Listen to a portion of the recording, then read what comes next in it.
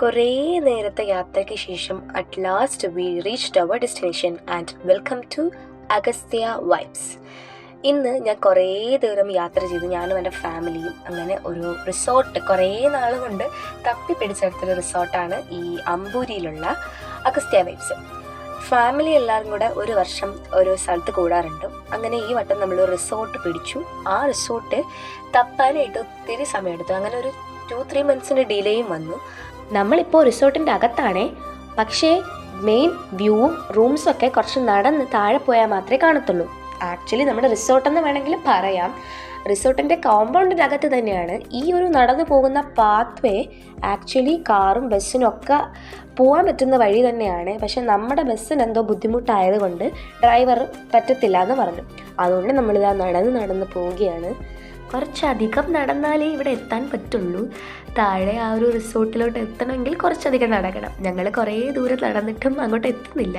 2 സൈഡും റബ്ബർ തോട്ടങ്ങളാണ്. എനിക്കത് ഭയങ്കര ഇഷ്ടപ്പെട്ടു. കാരണം ഇച്ചിരി സിറ്റി ലൈഫിലൊക്കെ ഉള്ളവർക്ക് ഇതൊക്കെ പുതിയൊരു അനുഭവം തന്നെയാണ്. അങ്ങനെ ഇതായിരുന്നു നമ്മുടെ ആ ഒരു ബ്യൂട്ടിഫുൾ ആൻഡ് ഹിഡൻ ജെം. ഈ റിസോർട്ടിൻ്റെ ഫ്രണ്ട് വ്യൂ ആണ് കേട്ടോ നിങ്ങൾ ഇപ്പോൾ കാണുന്നത്. ഇവിടെ എത്തുന്നവരെ എനിക്കറിയത്തില്ലായിരുന്നു ഇങ്ങനൊരു സെറ്റപ്പ് ഇതിൻ്റെ അകത്തുള്ള കാര്യം.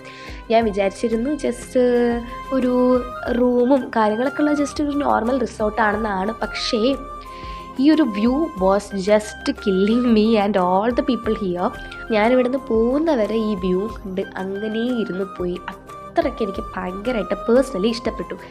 പിന്നെ the first thing I will miss is that oonjal. എനിക്ക് ആ ഊഞ്ഞാൽ ഭയങ്കരമായിട്ട് ഇഷ്ടമായി. കാരണം ഈ ഒരു വ്യൂവും കണ്ടിട്ട് ആ ഊഞ്ഞാൽ കിടക്കാൻ ഭയങ്കര അടിപൊളി സുഖമാണ്. ഇവിടെ പ്രത്യേകിച്ച് ഭയങ്കര കാറ്റാണ്, നല്ല തണുത്ത കാറ്റ്. ഇതാണ് ഇവിടുത്തെ പൂൾ ഏരിയ. ഈ ഒരു വ്യൂവും കണ്ട് ആ പൂളിൽ കിടക്കാൻ വല്ലാത്തൊരു സുഖമാണ്.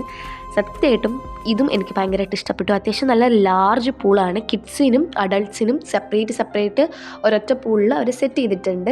ഈ പൂൾ ഏരിയ തന്നെ ഫുൾ സെറ്റപ്പ് ചെയ്തിരിക്കുന്നത് ഒരു വൈൽഡ് ഫോറസ്റ്റ് രീതിയിലാണ്. വുഡ് ആയിട്ടൊക്കെ ബന്ധപ്പെട്ട രീതിയിലാണ് ചെയ്തിരിക്കുന്നത്.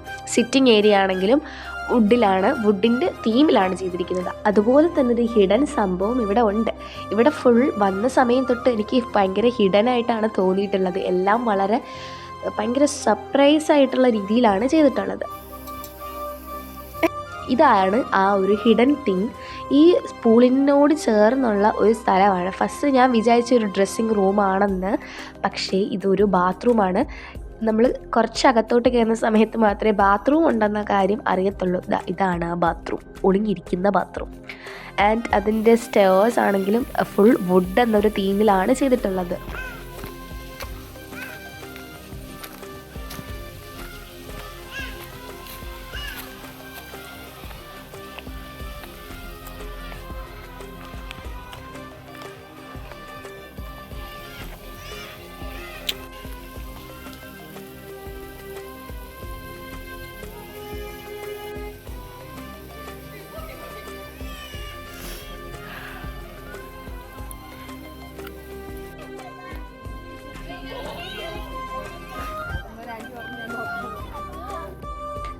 The thing I mostly enjoyed here is the swing. ഞാനിവിടെ വന്ന നേരം തൊട്ട് പോകുന്ന നേരം വരെ ഈ ഊഞ്ഞാലായിരുന്നു. ഇവിടെ ഇഷ്ടം പോലെ ഊഞ്ഞാലുണ്ട്.